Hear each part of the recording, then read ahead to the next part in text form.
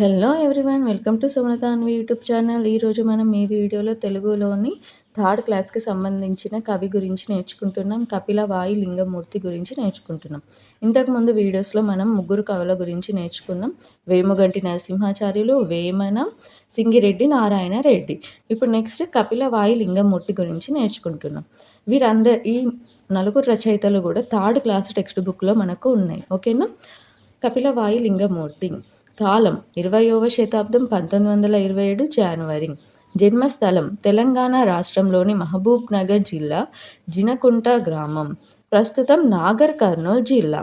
Okay, next రచనలు: చక్రతీర్థ మహత్వము, పండరీనాథ విఠలం, ఆర్య, దుర్గా భర్గ, తిరుమలేశ్ శతకాలు, శ్రీమద్ భాగవత మహత్వం, సోమరేశ్వర మహాత్యం, పాలమూరు జిల్లా దేవాలయాలు, సోమశీల చరిత్ర, పాలెం అభివృద్ధి చరిత్ర, ఇంద్రకల్లు చరిత్ర.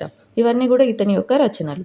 బిరుదులు: కవితా కళానిధి, పండిత కవి, మంచి పరిశోధకుడు, శైలి సరళము. ఓకే, విశేషాంశాలు: కవి కేసరి, వేదాంత విశారద, సాహిత్య స్వర్ణ సౌరభ కేసరి, స్మృతి పదం, ఛత్రపతి, యోగా సక్తా చరిత్ర, ఇంద్రకల్లు చరిత్ర.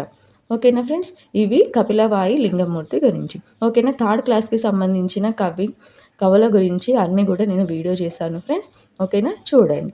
Thank you for watching.